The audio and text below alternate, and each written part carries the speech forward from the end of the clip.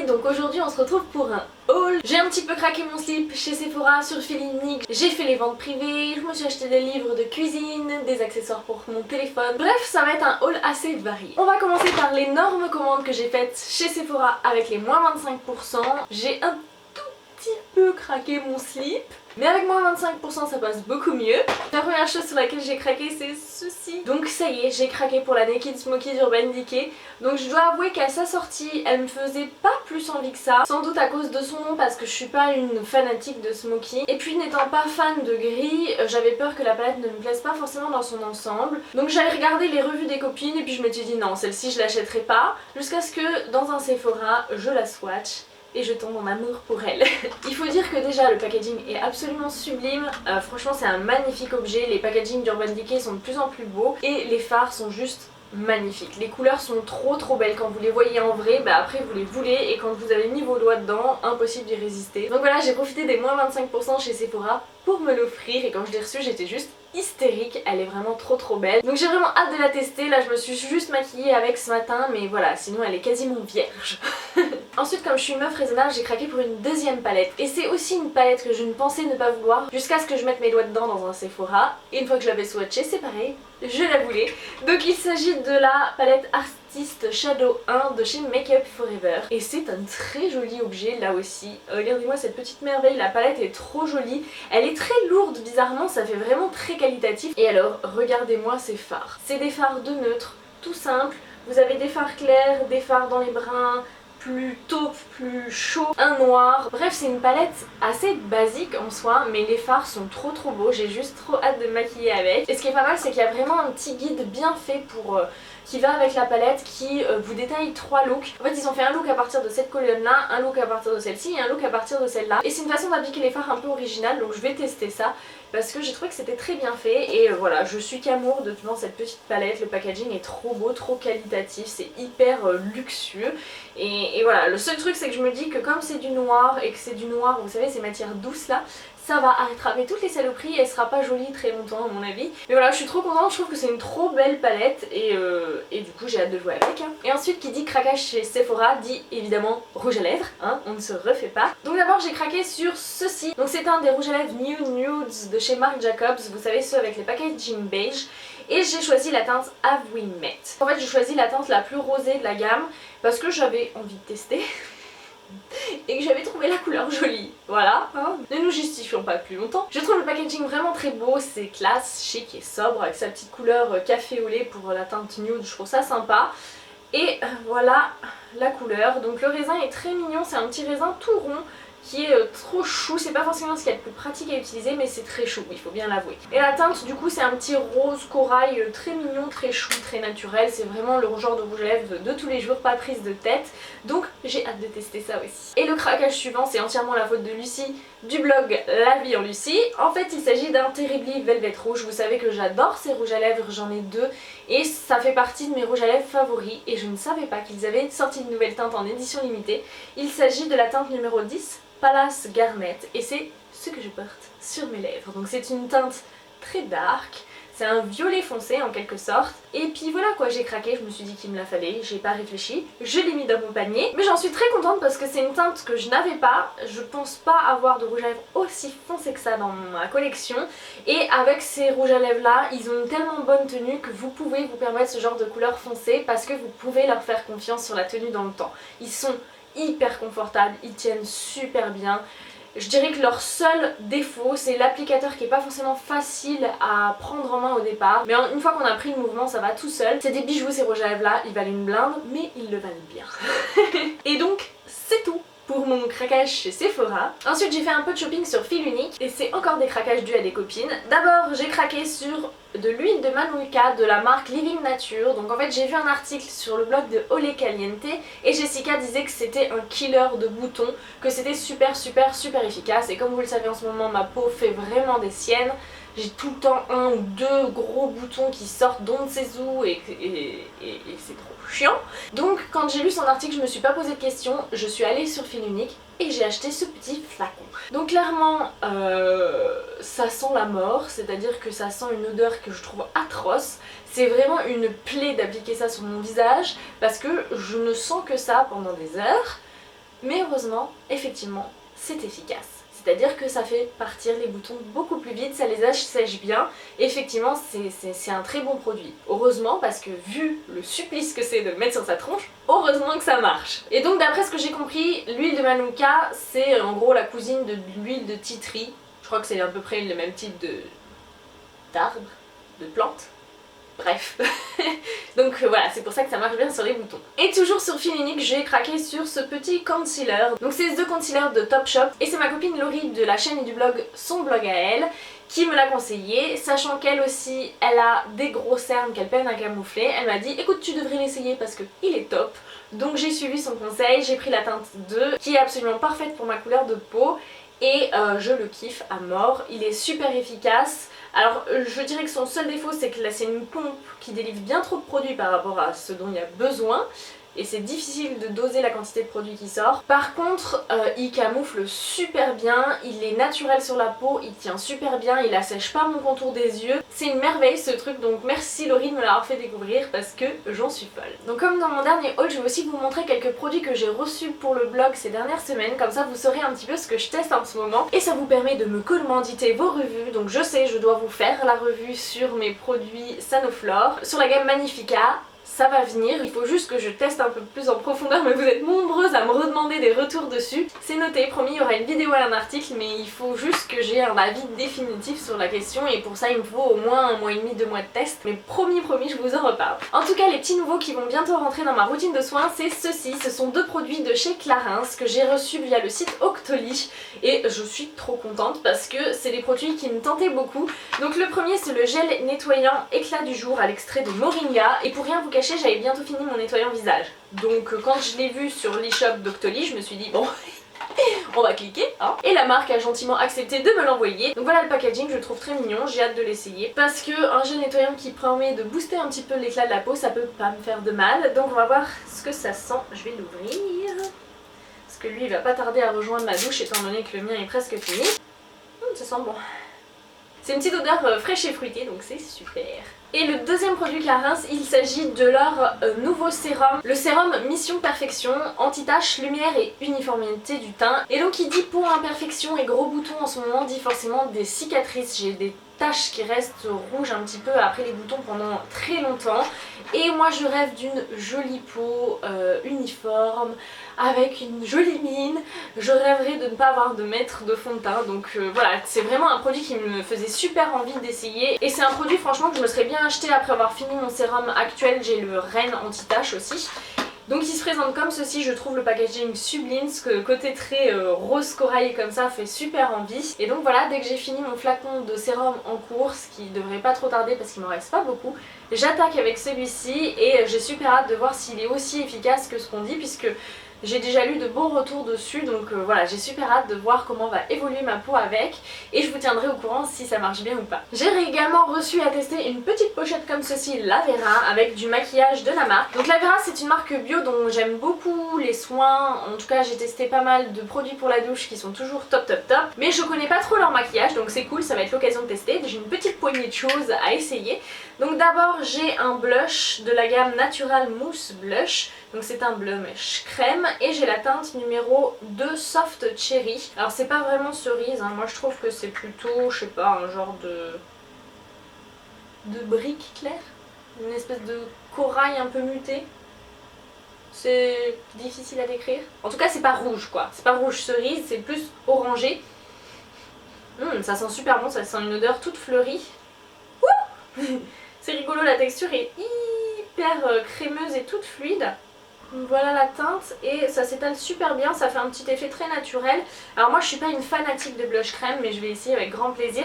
C'est vrai que quand on n'a pas une peau ultra lisse, les blush crème c'est pas super facile à utiliser quoi. Ensuite il y a une Dramatic Eye Cream, donc c'est une ombre à paupières en crème en teinte numéro 2 Sour Plum, ça a l'air trop joli. Donc ça c'est un espèce de marron taupe finement métallisé, ça a l'air très mignon.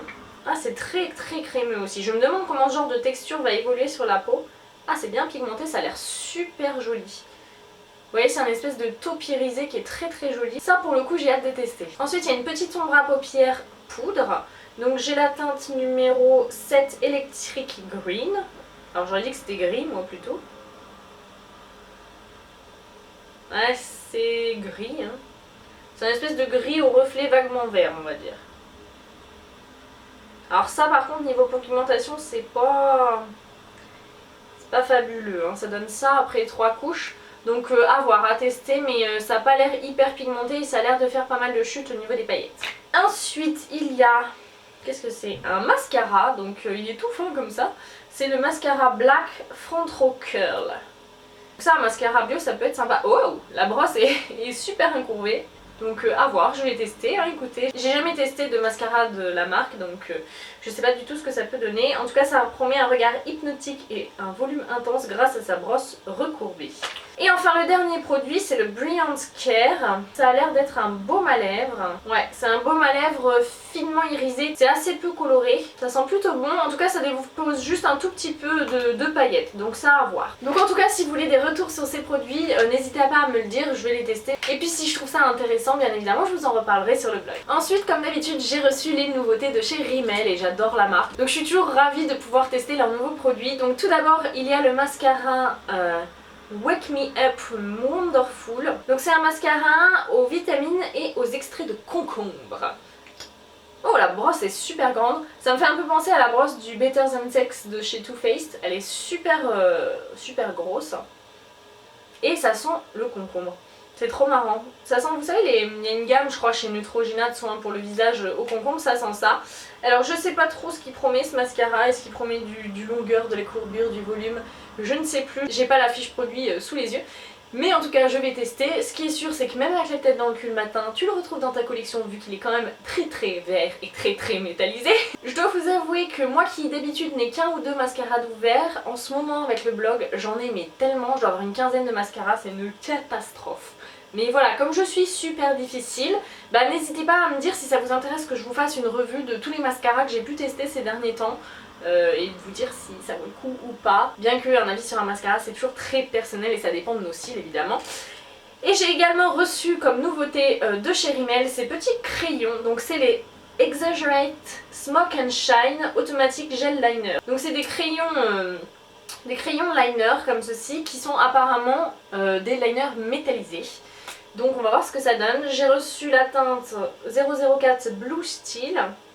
Il y a une espèce de bleu un peu ardoise, c'est plutôt un bleu marine comme ceci. J'ai la teinte 01 Little Black Smoky, qui sans surprise est un noir. Mais ça n'a pas l'air très métallisé, hein. C'est vaguement métallisé parce que Smoke and Shine, je m'attendais à un truc genre waouh, qui va brûler les yeux tellement ça brille, je vous rassure c'est light, hein. Et la teinte 02 Copper Bling qui est un petit marron, c'est très joli celui-là. C'est un petit marron glacé. Comme ceci. Et la dernière teinte c'est le 003 Purple Craze, qui est un violet vaguement métallisé. Donc ça donne ça. Donc c'est des crayons, vous savez, automatiques avec la mine comme ça qui sort et qui se rétracte, on n'a pas besoin de tailler, donc ça c'est super cool. Et comme c'est des crayons faits pour faire des smokies, vous avez un petit embout mousse au bout pour pouvoir estomper. Et je viens de voir que ça se démonte, donc vous pouvez retailler la mine en fait, encore, pour la rendre bien pointue si vous le souhaitez.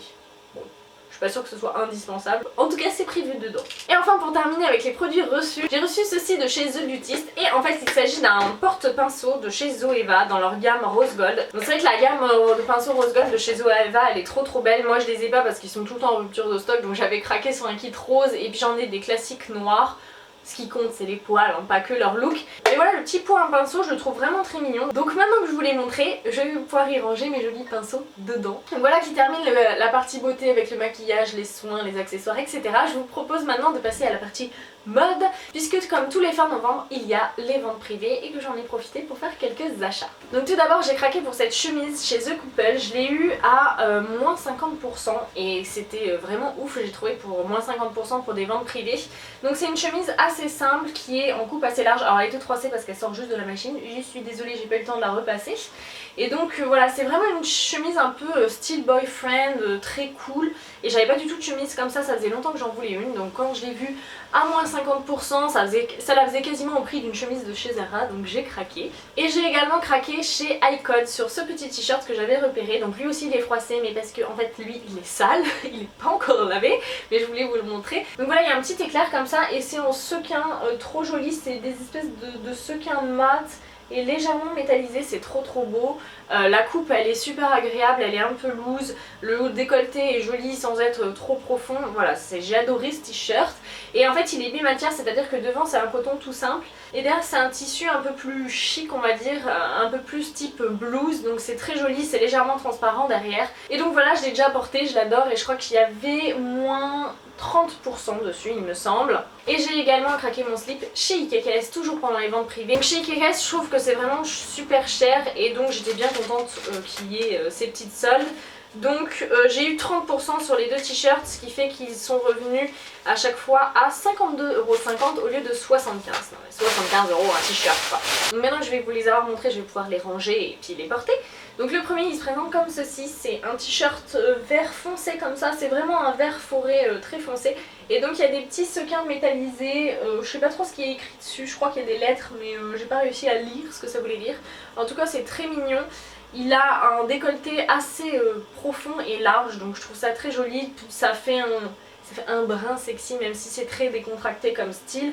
Donc voilà, il est tout doux, vraiment la couleur est très jolie, le motif est très joli, donc voilà, je l'ai pris. Et puis j'en ai pris un deuxième qui est comme ceci, donc c'est un espèce de blanc gris chiné.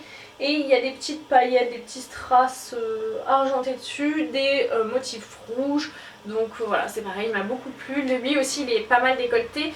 Et il est assez large en fait, ça fait un peu une coupe chauve-souris au niveau des manches. En tout cas moi c'est vraiment ma cam, ce genre de t-shirt un peu large, un peu loose, très doux et facile à porter. Donc j'ai profité des ventes privées pour me faire plaisir. On va passer maintenant à la partie accessoires. Donc ça faisait 1 an que je me traînais une coque de portable que je n'avais même pas achetée. Je l'avais eu en cadeau en achetant un sac à main chez Zadig et Voltaire. Elle était toute pourrie, elle était toute cassée, elle commençait à se fendre de partout. Donc je me suis dit qu'il était grand temps d'investir dans des coques de téléphone, ce que je fais beaucoup moins facilement que d'investir dans un énième en rouge à lèvres alors que je dois en avoir 250.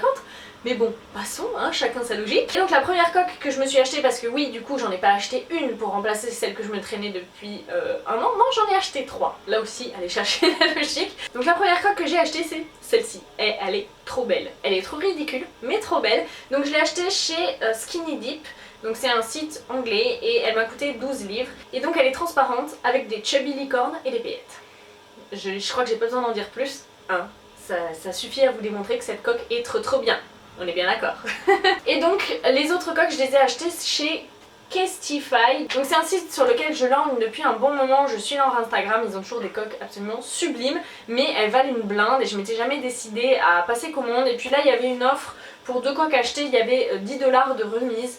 Donc je crois que les coques elles valaient 26$ en fait ce modèle là. Donc ça se présente dans un coffret comme ça. Donc la première sur laquelle j'ai craqué, et bien évidemment vous allez dire mais évidemment que t'as craqué dessus, il s'agit de celle-ci, donc c'est une coque transparente avec des rouges à lèvres Yves Saint Laurent dessus. Et elle est juste trop belle. Alors attendez, je vais vous la mettre sur le téléphone.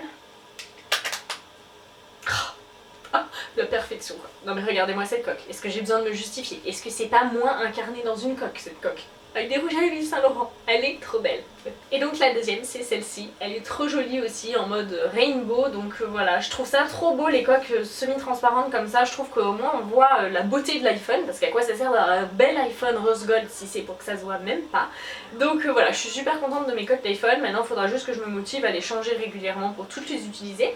Mais voilà, elles sont trop jolies, donc je suis trop ravie de ces achats là. Et donc on va terminer ce haul avec un petit peu de lecture, puisque je me suis acheté quelques livres sur Amazon. Donc le premier c'est celui-ci. Je sais que ça va intéresser seulement les jeunes demoiselles qui, comme moi, se marient bientôt.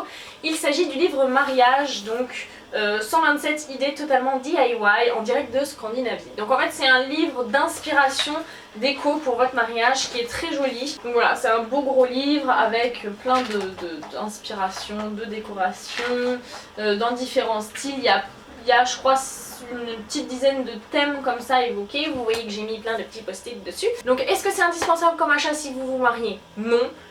Est-ce que c'est un beau livre? Oui.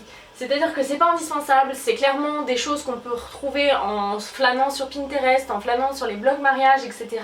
Clairement, ce livre va pas être révolutionnaire et contrairement à ce que son titre indique, il n'y a pas de DIY dedans, c'est simplement les idées. c'est simplement les inspirations. On vous explique pas trop comment faire quoi, donc c'est pas fondamentalement extrêmement utile. Mais par contre c'est vrai que si vous avez besoin d'inspiration pour votre décoration, pour trouver un thème de mariage, etc. il y a quand même plein de chouettes idées dedans. Voilà, moi malgré les heures passées sur internet, j'ai quand même mis des petits post-it. Et c'est vraiment un joli livre. Moi j'ai quelques livres mariage, voilà, maintenant dans ma collection. Et celui-ci je l'ai bien aimé. Alors certes il est très vite lu, il n'est pas révolutionnaire, mais c'est vraiment un joli regroupement d'idées et d'inspiration. Et donc les livres suivants, ce sont des livres de cuisine. Alors pourquoi des livres de cuisine alors que je ne cuisine jamais? En fait le problème c'est que je crois que je vais aimer cuisiner. Et je crois qu'avoir des beaux livres comme ça va me donner envie de cuisiner, va me donner des idées, me donner envie d'y passer le temps et tout. Ça marche jamais. Mais je continue à en acheter quand même de temps en temps. Je ne désespère pas en fait qu'un jour la fibre cuisinière me tombe dessus et que je prenne plaisir à ça. Donc le jour où ça arrive, j'aurai plein de chouettes livres de recettes. Donc là je crois que je viens de décrédibiliser cet achat à vos yeux en 5 secondes. Mais bref, j'ai acheté des livres de cuisine. Donc le premier, il s'agit du petit-déj santé. Et donc c'est un petit peu genre le livre de petit-déj à la mode. C'est-à-dire que si vous suivez des comptes un peu fitness, healthy et tout, bah tous les trucs chelous que les meufs mangent le matin, et bah c'est dedans. Donc je vais pouvoir essayer si j'ai la motive. Donc c'est un petit livre qui est sympa, qui est pas très gros hein. On nous dit comment faire ses yaourts maison, ses jus santé, il y a les baked oatmeal, les porridge chauds, porridge cru au sarrasin, sans flocons, les bols de smoothie, c'est aussi très à la mode sur Instagram, les chia pudding, chia, je sais pas comment ça se dit, mais ça aussi c'est trop à la mode, donc maintenant je saurai comment faire si jamais un jour j'ai envie de cuisiner, du toast à l'avocat, des barres énergétiques maison, des petits muffins complets, bref. En gros, il y a plein de recettes très healthy pour prendre des petits déj qui sont sains et bons. Donc voilà, ça me tentait bien de l'avoir. Donc comme il valait pas très cher, je crois qu'il valait 5 €, un truc comme ça, je l'ai acheté. Et ensuite, j'ai pris 2 livres pour faire des soupes puisque voilà, c'est l'hiver, on peut plus faire de salade. Moi j'adore les salades, mais bon là, les tomates en ce moment c'est la catastrophe et tout. Donc il faut bien se rabattre sur autre chose. Donc pour moi, la version hiver de la salade, c'est la soupe. Et moi, les soupes en boîte, je trouve ça trop salé, ça m'écoeure vite. Donc l'an dernier j'avais bien réussi à me motiver à faire des soupes maison, mais je faisais tout le temps la même. Donc je me suis dit cette année on va s'équiper et on va essayer de trouver des idées un peu plus sympas. Donc j'ai pris le soupe gourmande prêt à cuisiner de chez Marabout qui a l'air sympa, il y a plein d'idées de soupe, il est très joli. Et j'ai pris le bar à soupe de chez Marabout Chef.